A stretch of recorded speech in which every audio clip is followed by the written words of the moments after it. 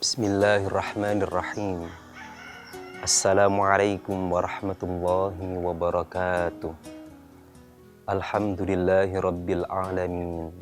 Wassalatu wassalamu ala sayyidil awwalin wal akhirin. Nabiyina wa maulana Muhammadin wa ala alihi wa ashabihi ajma'in, amma ba'd. Bolos Tiar TV yang berbahagia dimanapun Anda berada, alhamdulillah kita berjumpa kembali bersama di program kesayangan kita, Titian.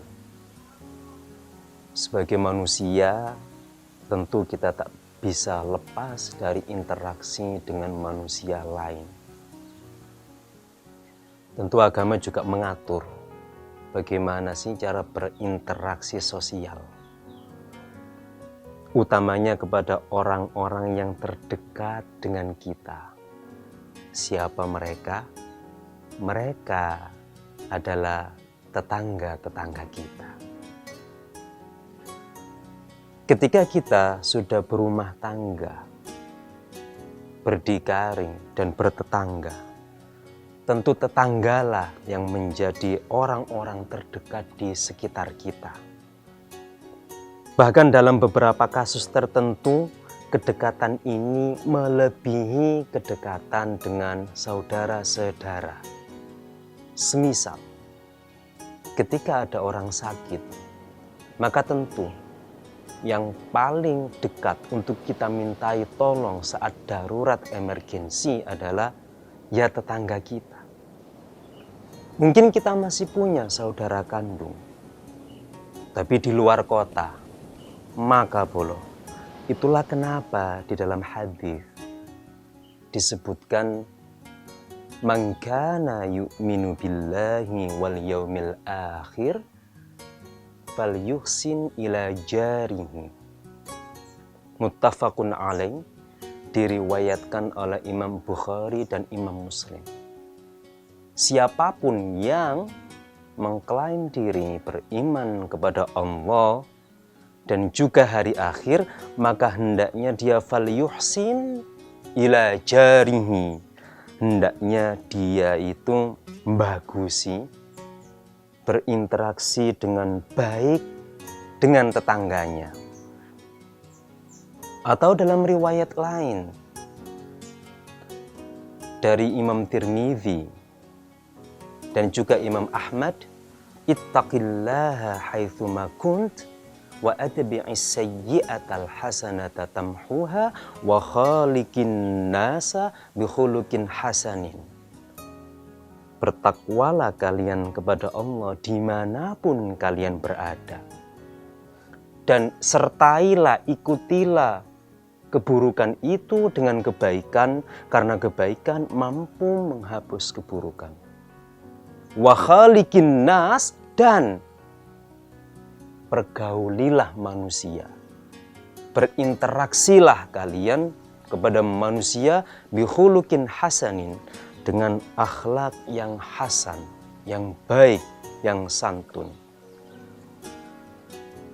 Imam Abu Hamid Muhammad bin Muhammad Al-Ghazali rahimahullahu ta'ala, dalam kitab beliau Al-Adab Fid Din, ada beberapa etika bertetangga, perspektif Imam Abu Hamid Muhammad bin Muhammad Al-Ghazali.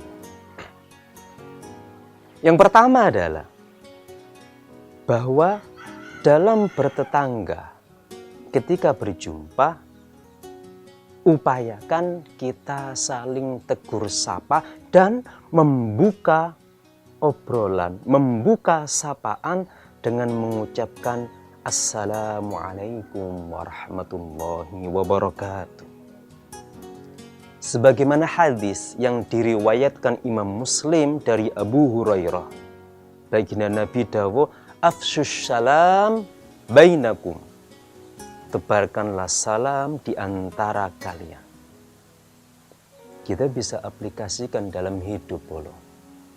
Ketika berpapasan dengan tetangga, akrab atau tidak, dekat atau tidak, kenal atau tidak, kepada sesama muslim, kenal atau tidak, kita biasakan dengan menebar assalamualaikum. Tentu ini kurang mentradisi di Indonesia. Sekurang-kurangnya kalau assalamualaikum itu canggung, bolehlah kita ganti dengan sapaan versi daerah masing-masing. Monggo misalkan.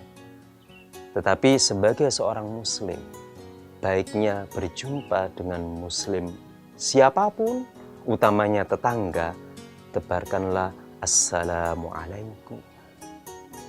Salam boleh ya. Ini tradisi tuntunan agama yang kurang mentradisi di Indonesia. Ayo kita tradisikan, kita mulai biasakan. Berikutnya adalah yang kedua, etika bertetangga, tidak lama berbicara atau berbincang. Iki sing rada angel polo. Umumnya bertetangga itu, khususnya di daerah pedesaan atau perkampungan, itu kan masih sangat kental dengan budaya nongkrong dan menggosip pria. Ngobrol apapun, yo ono ngerasani, yo ono diskusi, yo ono musyawarah. Kalau memang tema obrolan itu ada kemanfaatan di sana, silahkan panjang. Tapi kalau hanya sekedar menggibah, membicarakan tetangga yang lain, sebaiknya tidak perlu banyak bicara. Itu etika bertetangga. Papasan yo papasan. Tapi kalau terpaksa harus jagong, batasi waktu. Supaya apa? Supaya tidak merembet ke ghibah dan seterusnya. Yang ketiga adalah tidak banyak bertanya. Gak perlu kita kepo dengan kondisi tetangga kita. Misalkan begini, gak perlu kita tanya, ajengnya teng pundi Bu? Sebenarnya tidak perlu. Cukup assalamualaikum, selesai. Karena ketika kita bertanya ajengnya teng pundi, kita sudah mulai masuk ke wilayah privasi. Tidak semua orang itu nyaman ditanya mau kemana. Kalaupun terpaksa wis kadung takon, dijawab mau ke pasar, jangan lanjutkan pertanyaannya. Ajengnya tuh mbak senopo? Ndak. Ini kelanjutan dari yang kedua, batasi obrolan dengan tidak banyak bertanya. Itu boleh ya. Masih 3 boleh. Kita punya stok banyak ini. Sabar, tetap di Titia.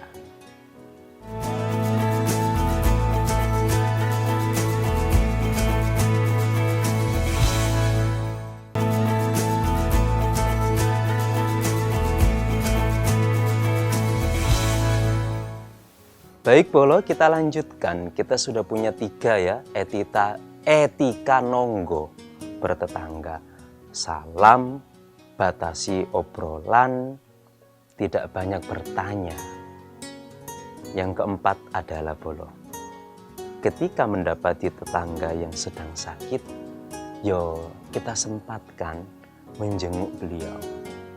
Baginda Nabi itu Bolo ya, Masya Allah. Anjani baginda.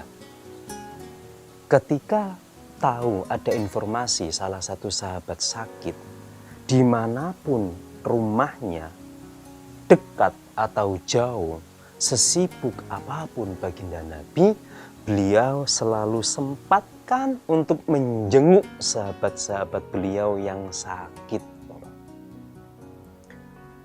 Nah ini dalam bertetangga ini ya harus kita teladani. Kalau ada yang sakit, yo dijenguk. Sebagaimana yang tersebutkan dalam hadis yang diriwayatkan oleh Imam Bukhari dan Muslim, wa idza marida fa'udhu. Ketika salah satu saudara muslimmu sakit, maka jenguklah. Yang kelima adalah berbela sungkawa ketika ada tetangga yang tertimpa musibah. Ini etika, bro. Biasanya kalau ada tetangga yang tertimpa musibah kematian, biasanya kan kita dianjurkan oleh agama untuk takziah ya. Takziah itu kan secara bahasa etimologis itu kan artinya menguatkan yang terkena musibah. Dengan apa? Dengan nasihat sabar, dengan bantuan, baik itu bantuan materi atau dukungan moral. Itu esensi daripada takziah. Makanya agama mengatur ketika takziah kepada saudara kita yang tertimpa musibah kematian, itu gak oleh cengengesan, bro. Karena yang kita kunjungi adalah tetangga yang sedang berduka, ekspresikan kedukaan itu. Jika tak cukup pandai berekspresi ikut berduka, sekurang-kurangnya ojo cengengesan, bro. Itu sangat tidak etis. Di saat yang bersamaan yang kita jenguk ini sedang sedih, lah kok takziah guyon, cengengesan. Apa maneh takon nyusul kapan? Jangan, gak sopan blas. Boleh ya, ini yang masih sering terjadi di lapangan. Dalam beberapa kesempatan saya bertakziah, saya masih mendapati beberapa pentakziah itu yang masih guyon, yang masih cengengesan. Kan itu menghibur yang sedih, Pak Ustadz. Baik, dalam konteks berbela sungkawa, carilah hiburan yang tidak dengan cengengesan. Misalkan beri bantuan, itu kan bagian dari menghibur. Gitu boleh ya. Jadi budaya cengengesan saat takziah itu kita hindarkan. Kita harus ikut serta mengekspresikan bela sungkawa, duka cita saat bertakziah. Yang berikutnya, yang keenam, etika bertetangga adalah ikut berbahagia ketika tetangga kita itu juga sedang bahagia. Iki sing rada angel. Bukan angel, yang agak jarang terjadi di lapangan. Biasanya justru orang itu kalau lihat tetangganya sedang happy, sedang bahagia, kobongan hati ini. Ada tetangga beli mobil baru, wah, gosip yang bukan-bukan. Cepet banget suksesnya. Jangan-jangan pesugihan, jangan-jangan duwe tuyul, jangan bolo. Di antara karakter muslim dalam bertetangga adalah mendapati tetangga yang sedang happy, kita juga ikut happy, kita juga ikut senang. Ojo kok melu tambah mangkel, tambah iri. Gara-gara iri kemudian menduga yang bukan-bukan, akhirnya nyebar hoax, nyebar fitnah. Itu boleh ya, lek ono wong seneng, melu seneng, supaya ketularan seneng. Lanjut. Berikutnya apa? Etika bertetangga adalah berbicara dengan lembut, Bol. Berbicara dengan lembut. Ini sebagaimana yang diwasiatkan oleh Pak Luqman dalam surah Luqman ayat 19 kepada putranya. Waghdud min sautik. Turunkan suaramu ketika engkau sedang berbicara dengan manusia, bertetangga, dengan tetangga dekat, atau dengan siapapun, turunkan nada bicaramu. Turunkan nada bicaramu. Ini adalah etika kesantunan, etika kesopanan dalam bertetangga, dalam pandangan Islam. Loh, lek setelani suara wis banter ya apa Ustad? Lek setelane wis banter, ya paling tidak itu disetel rodok kendo didik deh. Utawa bantere wis bawaan, intonasinya dibikin agak lembut sedikit deh. Itu etika bertetangga bolo ya. Wake bolo sabar. Berikutnya apa? Berikutnya adalah memaafkan kesalahan tetangga. Wah iki. Karena gini bolo, dalam interaksi sosial apapun ya, dengan saudara kandung atau bahkan dengan orang tua, dengan kolega, dengan partner bisnis, dengan rekan kerja, dengan tetangga, itu pasti ada yang namanya berseberangan pandangan, dan biasanya ini memicu saling gak enak. Nah, usahakan kita itu menjadi ketika terlibat dalam konflik atau hendak konflik, usahakan kita itu menjadi yang pertama sosok yang legowo memaafkan. Sebagaimana yang disebutkan dalam surah Ali Imran ayat 134, di antara karakter orang bertakwa adalah wal afina 'anin nas, memaafkan manusia. Enak loh bolo kalau kita itu jadi orang yang mudah memberi maaf. Satu, orang yang mudah memberi maaf itu gak gampang panas atine.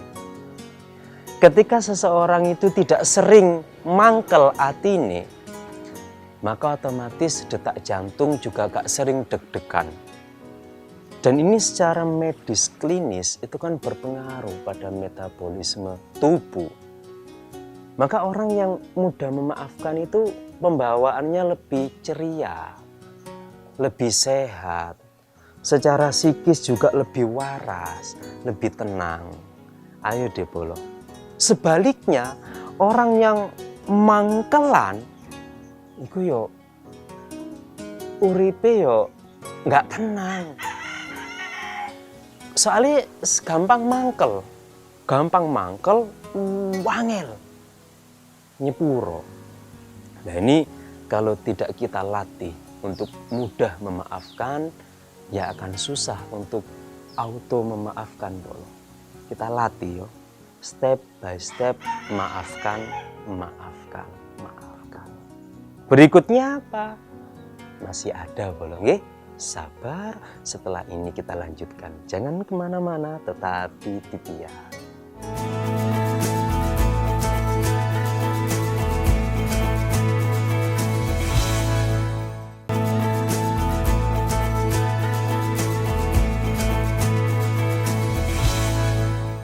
Baik bolo, kembali di acara kesayangan kita Titian.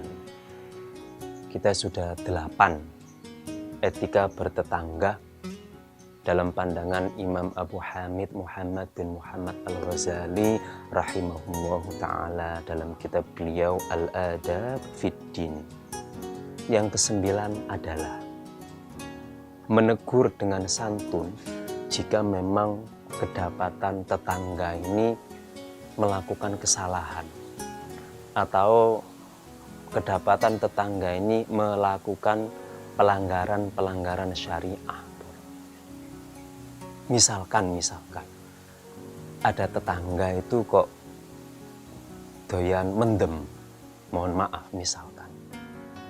Maka coba kita lakukan pendekatan secara persuasif, kemudian kita beri nasihat atau teguran yang santun, yang mengena pula. SOP dalam rangka amar ma'ruf nahi mungkar itu kan sebagaimana yang Allah sebutkan di Al-Quran surah An-Nahl ayat 125, Ud'u ila sabili rabbika bil hikmati wal mau'izatil hasanah wajadilhum billati hiya ahsan. SOP pertama ketika kita hendak memberikan peringatan atau teguran atau upaya amar ma'ruf nahi mungkar, yang pertama adalah bil hikmah. Hikmah di sini yang dimaksud adalah memberikan pemahaman yang nyaman diterima oleh yang bersangkutan. beri pemahaman yang mudah ditangkap, mudah diterima oleh yang bersangkutan. Nah, tentu hikmah di sini itu beragam, Bolo. Ketika kita berdiskusi dengan orang yang A, maka juga berbeda ketika kita mencoba berdiskusi dengan orang B. Pun dengan memberikan pemahaman amar ma'ruf nahi mungkar. Antara si A dan B, kita harus tahu dengan siapa kita berbincang, dengan siapa kita hendak berbagi nasihat, dengan siapa kita hendak berbagi wejangan-wejangan keislaman. Nah, itu dengan hikmah. Dan yang kedua SOP-nya mau'idhah hasanah. Mau'idhah itu kan wejangan hasanah itu yang baik. Artinya yang baik itu wejangan itu kemaslah dengan sesuatu yang tinampi, yang acceptable, yang bisa diterima. Jangan kok kemudian main tebas, weh, mendem, haram, neraka. Ya itu baik, tapi kurang benar dan tidak benar. Ada sekian tahapan hikmah, beri pemahaman, mau'idhah, beri wejangan yang tinampi. Kalau dua ini kok masih nggak efektif, yang ketiga SOP-nya wajadilhum billati hiya ahsan. Silahkan berdebat dengan mereka, adu argumentasi. Itu pun dikasih catatan billati hiya ahsan, dengan sesuatu perdebatan yang lebih baik, lebih santun daripada mereka. Kalau mereka berdebat, mohon maaf, dengan ucapan kotor, ngelokno dan sebagainya, Anda harus mampu menyajikan argumentasi atau balasan debat dengan ahsan, sesuatu yang lebih baik dari mereka. Mohon maaf, kalau yang bersangkutan diberi nasihat santun meso, yojo dipisui balik, Bolo. Itu ya, menegur dengan santun. Itu yang ke-9. Yang ke-10 adalah memberi bantuan jika memang diperlukan. Kadang-kadang dalam bertetangga itu kita dapati tetangga yang dalam kondisi emergensi, sakit dadakan, des. Kebetulan Bolo punya roda 4. Sementara tetangga sedang menunggu rentalan mobil, tawarkan saja, monggo saya bantu antar ke rumah sakit untuk periksa. Atau ketepaan misalkan emergensi, tetangga diparani debt collector, serame kayak gini. Kalau Bolo sanggup memberikan pinjaman, bantuan berupa pinjaman uang, lakukan itu, Bolo. Ganjaran ngutangi itu gawede, Bolo. Lebih besar daripada bersedekah. Loh, kok bisa demikian? Karena orang bersedekah itu belum tentu yang menerima itu sedang butuh. Tapi kalau orang menghutangi, pasti yang dihutangi itu sedang butuh. Lalu ngutang gak tuku mobil, yo ndelok-ndelok. Artinya ketika orang ini berhutang karena satu kebutuhan mendesak yang bersifat primer, pokok, jika memang mampu membantu, langsung bantu. Yang ke-11 adalah, nah iki Bolo, menundukkan pandangan. Ketika memandang istri tetangga atau anak tetangga yang sawangebel, yang enak disawang. Atau misalkan tetangga ini sugih, punya asisten rumah tangga banyak dan asistennya apik kabeh, enak disawang kabeh. Itu pun etika bertetangga, Bolo, harus menundukkan pandangan. Terutama kepada istri tetangga ya. Jangan kok kesempatan bojone tonggoku iku wayu rek, tak jago ngambek sing lanang. Engko lak sing wedok metu melu jago, jangan, Bolo. Istri orang lain itu, apalagi istri tetangga, itu jangan sekali-sekali dijadikan media untuk sawang-sawangan. Apa maneh digudhog? Ojo. Dosa, Bolo. Ojo wis to. Itu ya. Yang terakhir, yang ke-12, etika bertetangga adalah jika diundang, mbuh waliman, mbuh sunatan, mbuh bancaan, tasyakuran, selamatan, jika memang tidak ada udzur syar'i, usahakan hadir polo. Ini dalam rangka idkhalus surur ala qalbil mukmin, nyenengno atine saudara kita sesama mukmin. Itu adalah 12 etika bertetangga dalam pandangan Imam Abu Hamid Muhammad bin Muhammad Al-Ghazali. Semoga keharmonisan kita dengan tetangga itu tetap terjaga. Karena ketika meninggal, yang pertama kali turun pasti adalah mereka yang dekat dengan rumah kita, bukan mereka yang dekat dengan darah kandung maksudnya. Maka ayo deh, keharmonisan bertetangga itu kita jaga, kita pupuk dengan 12 tips dari Imam Ghazali tadi berdasarkan hadis dan ayat-ayat Quran. Muga-muga manfaat bolonggi. Matur suwun setia menyaksikan Ihdinas Shiratal Mustaqim.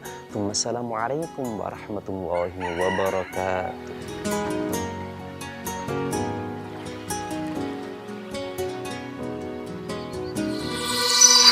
Arek TV